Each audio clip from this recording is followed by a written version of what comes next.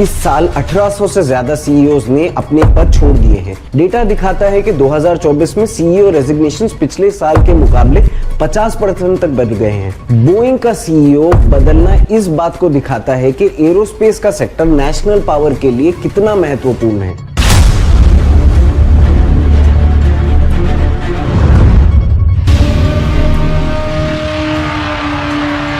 आज हम बात करने वाले हैं 2024 के एक बड़े और चर्चित मुद्दे की, सीईओ पलायन की। इस साल 1800 से ज्यादा सीईओज ने अपने पद छोड़ दिए हैं। इंटेल, बोइंग, नाइकी और यूट्यूब जैसे बड़े नाम हर तरफ से सीईओज जा रहे हैं। खबर ये थी कि थियरी डेलापोर्टे जो विदेशी एमडी और सीईओ बन के आए थे, इसका अचानक रिजाइन। सवाल ये है क्यों?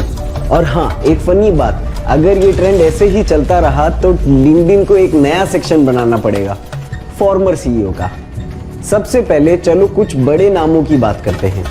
इंटेल के पैट गेल्सिंगर, बोइंग के डेव कैलहोन और नाइकी के जॉन डैनाहो। उसके साथ साथ यूट्यूब की सूजन वॉकजी की। ये सब अपने पदों से अलग हो चुके हैं 2024 में। डेटा दिखाता है कि 2024 में सीईओ रेजिग्नेशंस पिछले साल के मुकाबले 50% तक बढ़ गए हैं। We're seeing the highest number of CEO exits that we've recorded over the first 10 months of any year since we started looking at this in 2002. इसका कारण क्या है? एक्सपर्ट्स कहते हैं कि बर्नआउट, एआई का बढ़ता प्रेशर और खराब स्टॉक परफॉर्मेंस इनके पीछे बड़े फैक्टर्स हैं। ये सिर्फ कॉर्पोरेट ड्रामे तक सीमित नहीं है, ये जियोपॉलिटिकल डेवलपमेंट से भी जुड़ा है। इंटेल को एआई और सेमीकंडक्टर्स के एरिया में काफी चैलेंजेस फेस करने पड़े हैं।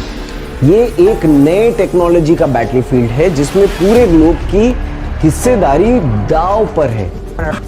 बोइंग का सीईओ बदलना इस बात को दिखाता है कि एरोस्पेस का सेक्टर नेशनल पावर के लिए कितना महत्वपूर्ण है। With CEOs departing from YouTube, BP, Walgreens, and X, formerly known as Twitter. They still think that something bad is happening around the corner. Nike के सप्लाई चेन डिसीजंस ने Asia के बड़े trade networks को हिला कर रख दिया है। जैसे जैक वेल्च ने एक बार कहा था, change before you have to. आज के सीईओज इस बात को प्रैक्टिकल लेवल पर साबित कर रहे हैं। अब सवाल ये उठता है कि कॉर्पोरेट दुनिया पर क्या असर होगा।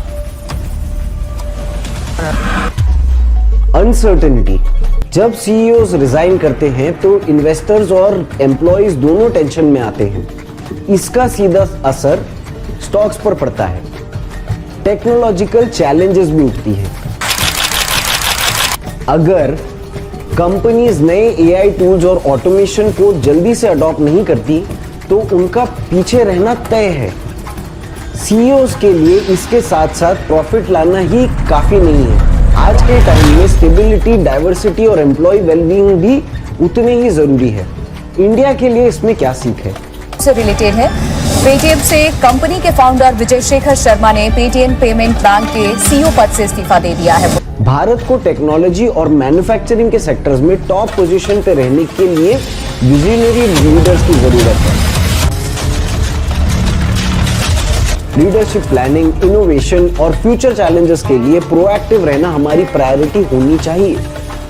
तो असल बात यह है कि सीईओज का जाना सिर्फ एक कुर्सी का बदलाव नहीं है, ये बताता है कि बिजनेस वर्ल्ड कितनी तेजी से इवॉल्व कर रहा है। और अगर आपको अपनी जॉब स्ट्रेसफुल लगती है तो एक बार सोचिए कि इन सीईओज का क्या हाल होगा।